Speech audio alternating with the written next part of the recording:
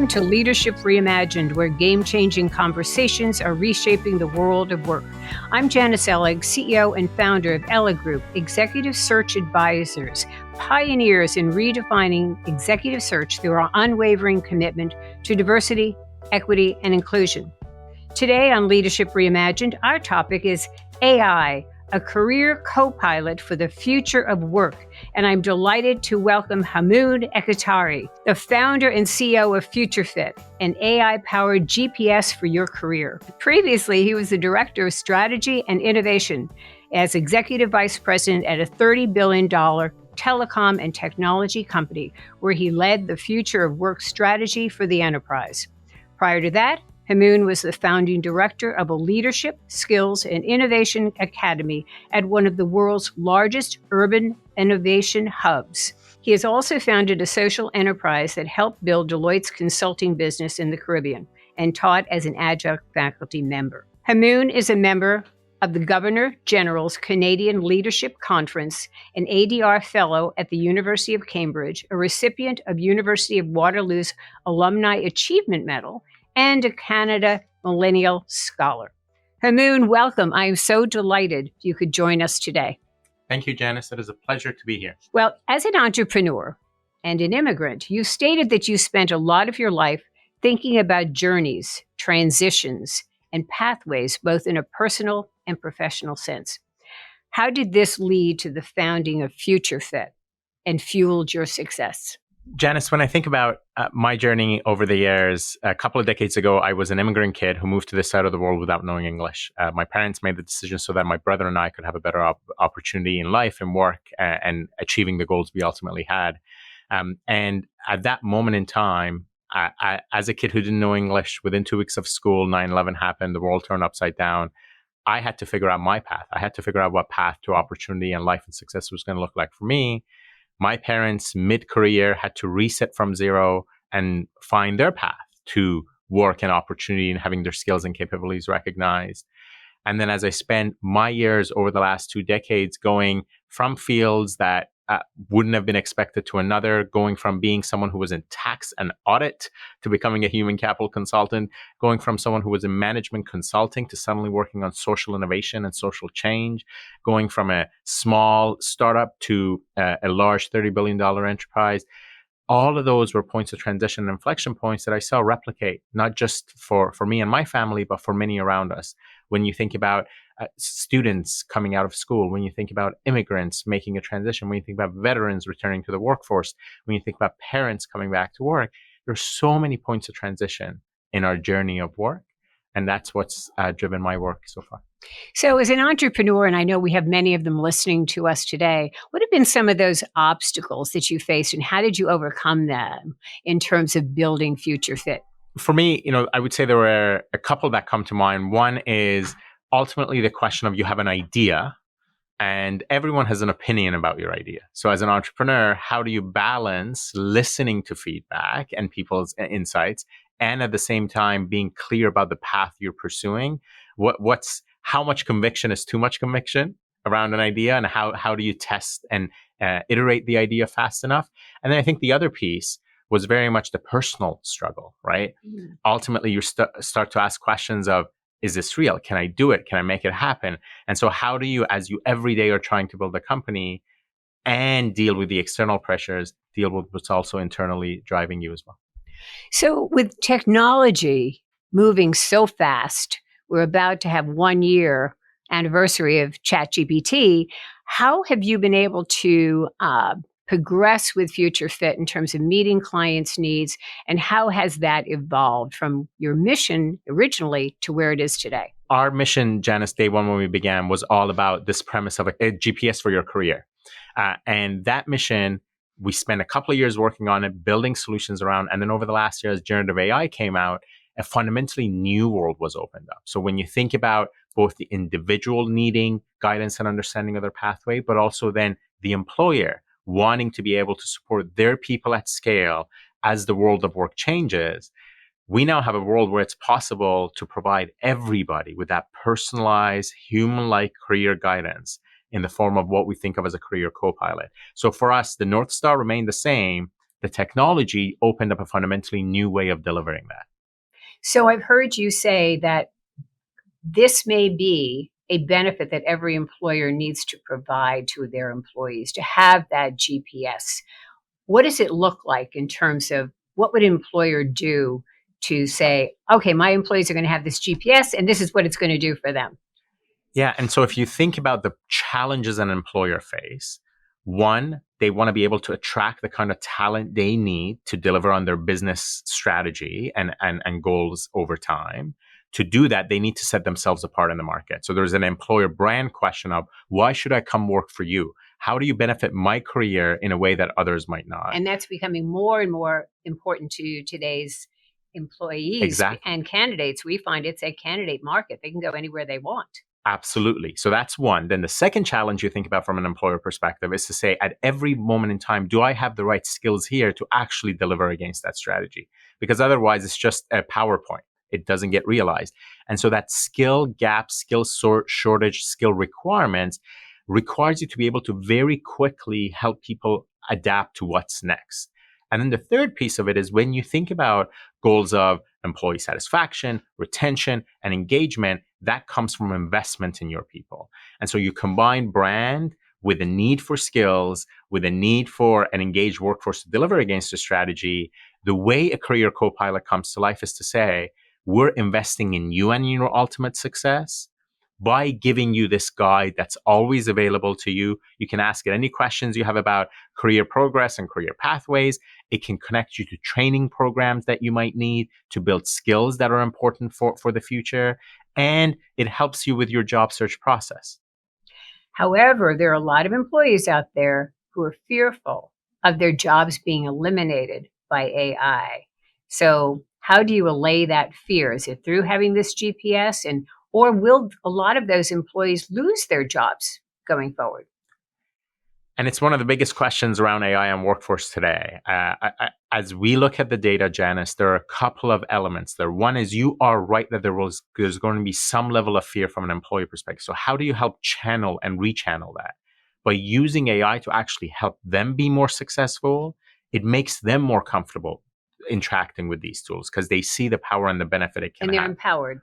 Exactly. And the second is also supporting them to use AI in their work more effectively in a more supported way. And then finally, I think on your question of how will the equation on jobs change, there is absolutely an increasing number of jobs that are going to be changed or fully disrupted as a result of technology and AI. And so I think the version I've seen of the best leaders is they don't shy away from that reality. They're honest that the world around is changing, and their employees can see that. They're smart people who see how the world is changing themselves. So when they see honest leaders talking about an evolving future of work and then come and say, and we're going to invest in your success so that no matter where that world ends up and whether it's here or elsewhere, you can be successful, that changes that relationship. So, can AI really replace humans? You talked about having hands, mind, and heart, and what's needed and what AI can do and what humans can do. Can you elaborate a little bit on that? Yeah, and maybe to start with your question of can it replace humans? I think there's a long spectrum of it augmenting, supporting, enabling humans in the work they're doing. And there are tasks and parts of jobs that it can, is, and will take over. When you think about, we talked about this idea of three types of skills generally: head skills, heart skills, and hand skills. And when I think about AI and its trajectory, it began with more predictable hand skills, right? It could move one item from here to there. Then it moved towards head skills, and it can do cognitive decision-making tasks that we didn't think previously possible. And now, when you think about generative AI, large language models, the combination of voice, text, conversation, and its ability to infer and make judgments in real time, it can increasingly have human-like interactions. And so what that means is there are very few jobs that I would consider untouchable, but there's absolutely a spectrum of jobs in terms of more susceptible versus less susceptible. And that equation itself keeps changing over. So, what are employers doing to meet the needs of their customers and retraining their employees. You mentioned a couple of your clients Yeah. that you're working with. Talk to us about that. What are your clients asking for, and what are you delivering on? Yeah, and as we do this work on the employer side and the business side, the big topics top of mind. One is around how do I source talent in ways I haven't thought about before. And so rather than just posting a job, I'm praying for the candidates to show up with the new skills required. How do I tap new and alternative pools of talent? Right? There are tens of millions of people in this country that have skills or the ability to gain the skills necessary for jobs that a lot of employers have, but just don't have the visibility or access to opportunities. So we see employers like a major healthcare employer say, we're going to fund a pathway that has a guaranteed job at the end and will support the individual, often from more diverse backgrounds, to go through pre-funded training, be connected to an assessment of their skills, and then triaged and routed to the pathway that's most suited to both their interest and what's in demand in the market. And at the back end, the employer is ready to say, if you complete this pathway, we'll give you a guaranteed interview or a job offer or a work opportunity for you to actually get experience. And so they are building in ways they would have never done from a recruitment and talent acquisition perspective. Think of it just like a highway infrastructure. They're building on ramps where predictably you get into jobs rather than I'm just going to go to higher education, cross my fingers that I'll end up with a job. These are employer defined pathways. And we've now had thousands of people start to progress through these pathways with employers on the other side. That's one example. And another is internally thinking about giving employees, and particularly when you think about frontline workers and those that are at scale, most of the workforce in the economy, they are not ones that are going to sit down for hours at a time inside of Workday to figure out the exact right learning training program for them. That, they're at your store delivering the services you need. They're at the branch interacting with customers.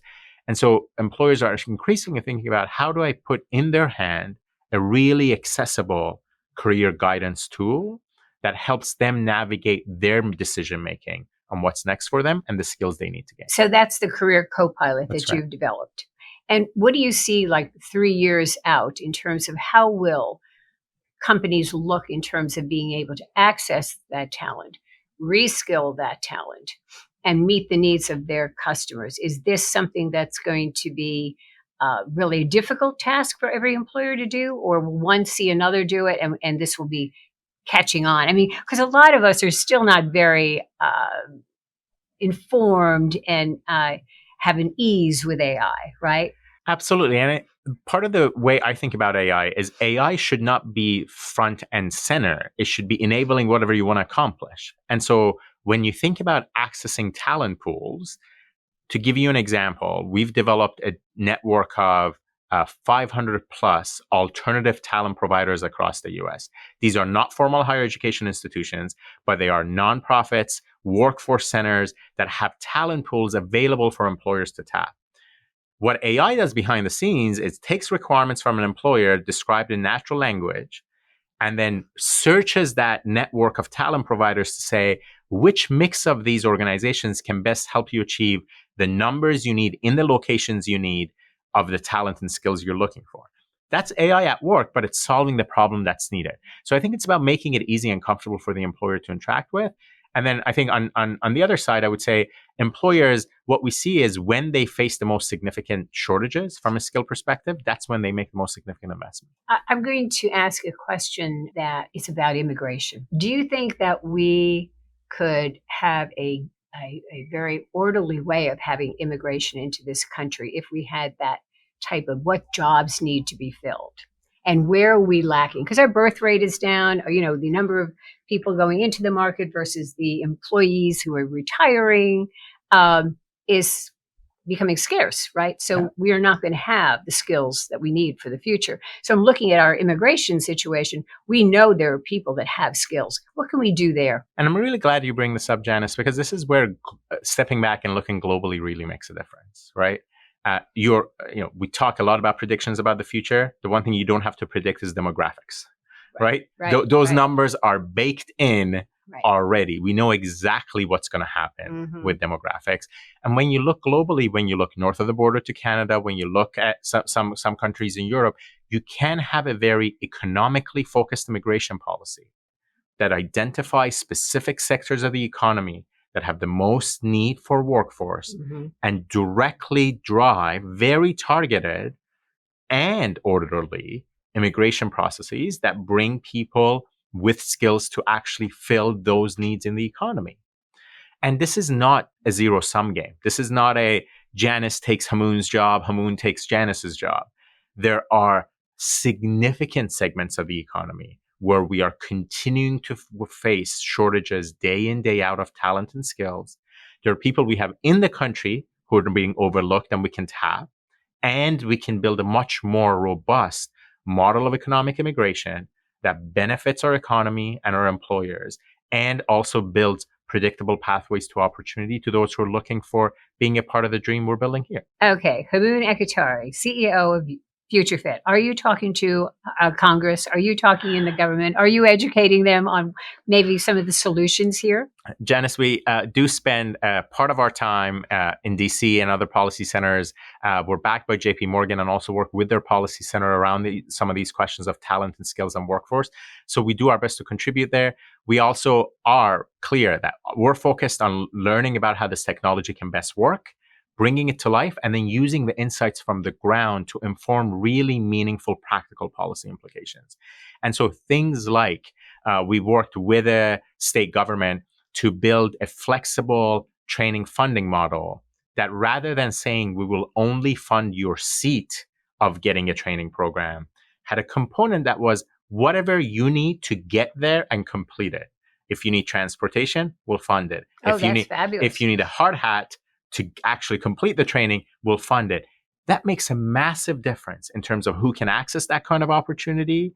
But that's the kind of policy component that's sitting at a 30,000 foot level alone, you're not going to consider.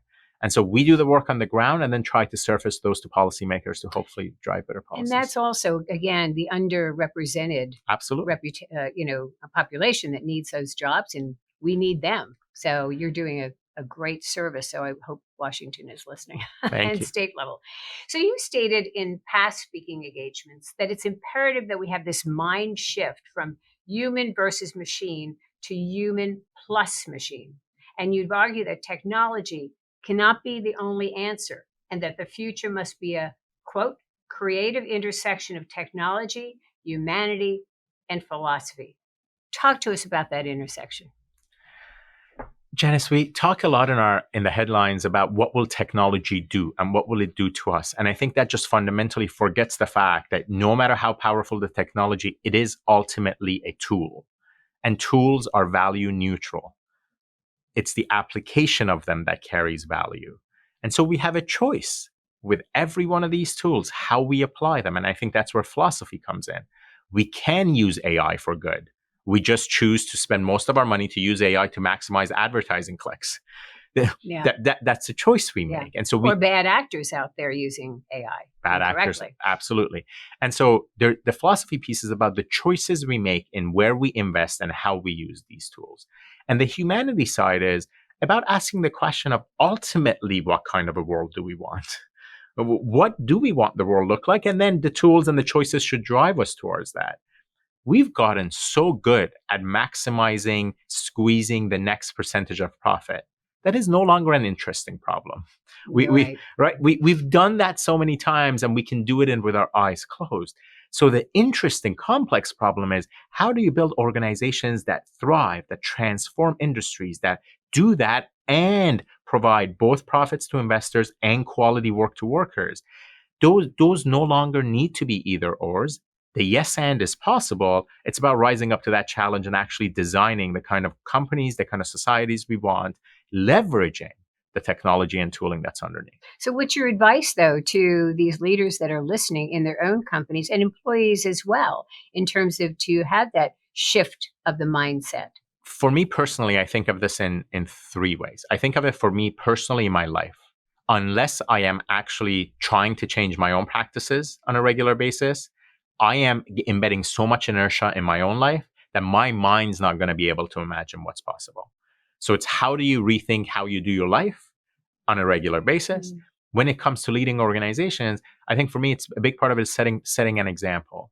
And so how do you give the opportunity for your team to leverage these tools that exist, not in a way that you've pre-scripted and fully determined, but in an emergent way that you don't know what's going to emerge from it.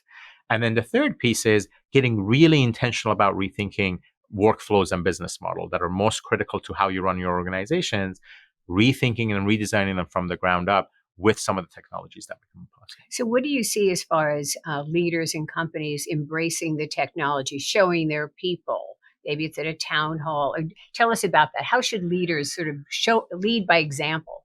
Yeah, maybe a few interesting examples. I've seen an executive who, because it's a multi-jurisdiction company, multi-country company, they've ended up recording a video of themselves and had AI automatically dub it in 10 plus languages and make the dubbed version available. And you could choose which version of him you wanted to listen to. Yeah. And it's that person, it's speaking, it's just dubbed automatically. And it's almost as if it's the person speaking. That's one example. Another is the idea of a flexible benefit to employees to use generative AI tools. And so we've seen that grow quite a bit. Companies that offer that and say, use it to make your work better and more efficient, and we'll reward you for that. And so building incentive models around a bottom-up approach to embedding and adopting these tools. And then the third piece I would say is challenges. We've seen organizations issue public challenges because they know the technical community out there is so deep into the space that they, as an organization internally, will never have the same level of knowledge. So they publish a business challenge with a technical community. There are a number of them, Kaggle and others, where you can say, here's my business challenge to an open network of technical developers. And you say, what can you develop for me? And how can we solve this? And they run public hackathons, public community challenges. And you've seen some really interesting solutions emerge from that otherwise would never come out of the company internally. Does one come to mind? I mean, that's sort of like crowdsourcing or solution sourcing by putting your problem out there with everybody, but you're opening up a little bit. Are you vulnerable to your competitors? Yeah, and it's a very good question. And I think the way to think about it is, how opened up are you already and how much of it do you know? Good. All right. Yeah. And I think we have a sense of boundaries and restrictions, but there is just so much more increasingly out there when you think about how common code repositories and code bases are, how common and replicable software is. You, of course, have to think about risk factors, but there's so much more you can open to the world out than you have or than you give yourself permission to. That's remarkable. It really, there's so many great ideas out there. So if a company can tap into those, right, and then adapt it to what they need internally. And especially going after some of these targeted, because a lot of these technical communities are, it's all self-driven. People are there because they care about this type of work. It's not that they're there for a particular payment model. You can still put an incentive model, but they deeply know the space beyond any individual person you could hire. FutureFit AI has been recognized in some impressive ways since 2019. Selected by the U.S. Department of Innovation as a winning organization, won TD's $1 million Ready Challenge Prize, and was selected by Google AI as a Google finalist. That's really impressive. What are your goals now for the company and the platform going forward? Where will it be, say, in 3 years' time? Thanks so much, Janice. And the way the world's been changing, hard to tell exactly where it might be in 3 years in time. But the way we think about this, especially with our most recent announcement around the Career Copilot, this AI career assistant that's there with you along the way at every turn of your career. Our view is, when we take the long-term view on this, it's possible to deliver a personalized career copilot to anybody, anywhere, at less than $1 a month. There's a lot of work to do to get there, but we think that now is the technical trajectory it's possible to do that. When you combine the ability to interact in 50 plus languages, when you bring together text and voice interaction for those who might not have digital access, there is just so much more that opens up. And so our big ambition over the next 5 to 10 years is to work with both employers and with governments and society organizations around the world to bring the career copilot and this idea of everybody deserves a career copilot in this world of work. Whether or not that's our product, everyone deserves a quality guide as they navigate a fast-changing world of work. And so our focus is bringing that to people at scale, helping them guide them through their paths, and then help organizations and governments deliver support and guidance at scale at a fraction of the cost that they would have otherwise been able to, because of what the new technology enables. And so we're very excited for that. We've already started working with a number of partners in an early stage, both on frontline workers and job seekers out in the market. And so we look forward to more of that coming to life in the next couple of years. Yeah, because you can't have enough coaches to really coach all thousands and thousands of people in multiple languages as well, right? And that's exactly, Janice, the starting point to think about, right? Nobody I have spoken to disagrees with the premise that in this world of work and future of work, everybody deserves a guide. And so if you think about all the way from students in K to 12 to mid-career transitioning workers, if we agree that everyone deserves a guide, then you're right. We cannot do that purely through one-on-one executive coaching. That's not going to reach everybody. And so how do you complement the existing human coaching models with a scalable career assistant that understands who you are, adapts to the world of work, connects you to the things you need, and perhaps even does a job application on your behalf? That'd be fun. I'd probably do a better job too. But I don't, as an executive search recruiter here, I still think the human element will come into play. But when you think about the masses of people that we need in the reskilling, I absolutely think this is a fabulous company that you built. And you sound very mission driven, very purpose driven. You're a for profit, but you're really trying to change society, aren't you? You're really trying to empower people over their careers and help employers meet the demands. And Janice, I think that is the new economy, the purpose economy in a lot of ways, right? We traditionally built these false dichotomies that you either had to be for profit or not for profit, right? These structures we created, and they don't actually capture the reality of our world anymore. I'll speak as a business owner to this. There is no chance in this market to hire exceptional technical talent if you don't actually have a brand to them that's beyond about just how much they're getting paid. And so it is necessary for us to have a bigger mission. It just so happened naturally that since day one, that was critical for us as we started the company. But that's necessary. And I also think there is such an intersection of impact and opportunity in today's world. When you think about the global goals, the sustainable development goals laid out by the United Nations, we just had in New York, the Global Goals Week here, those are the blueprint for all the massive challenges that exist that have both opportunity and impact. So we think there's a massive opportunity, business opportunity, to build a career co-pilot that scales and can help people intelligently through their guides. And it solves problems for employers and it drives a mission on the ground. We'll take it all. And so in your own company, you've spoken about ethics and, what could go wrong with technologies. There are some bad actors. How do you ensure with your own AI tool that you're operating at the highest level? I think, Janice, what's important for all of us to acknowledge and recognize is, given how fast this space is changing, there is no single predetermined answer. I think the pieces that we consider as critical, one is around being intentional about the data that you pull into any AI solution you build. And for example, we don't incorporate demographic data into recommendations of career pathways because they have nothing to do with each other. And that's one example. I think another is, and I think this is really critical, tracking the performance over time. And we can understand who we're serving and understand whether there are differential impacts. And then the final piece is actively being part of conversations. We've seen national governments around the world and regional governments like EU and the US government and the White House start to bring principles around AI ethics and AI bias. How do you contribute to that in a way that enables innovation and minimizes risk of harm? And so those are very tough, I think, nuanced questions that we continue to be a part of. So we're running out of time. I could go on for hours with you. This is fascinating. And I myself will play with AI and, just to be familiar and understand it.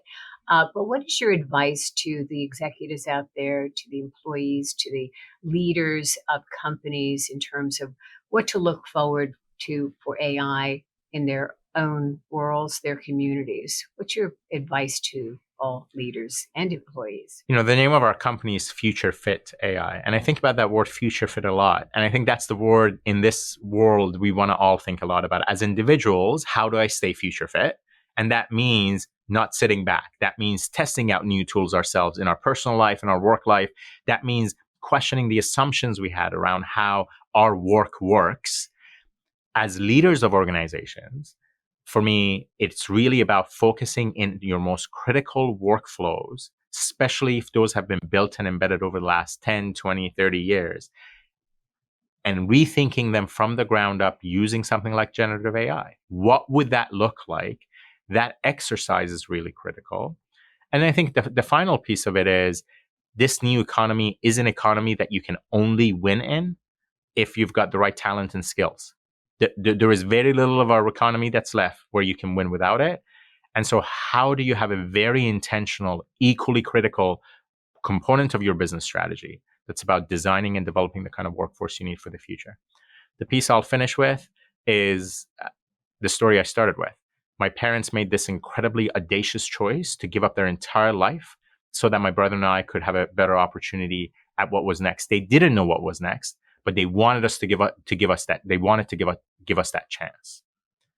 What does that look like for all of us? What is that an audacious choice that we're all going to make to give ourselves a radically better chance, to give our companies a radically better chance, and to give our people a radically better chance at success and prosperity? Hamoon Ekhtiari, you are a leader of leaders in the AI world, and I love this conversation on AI, a career co-pilot for the future of work.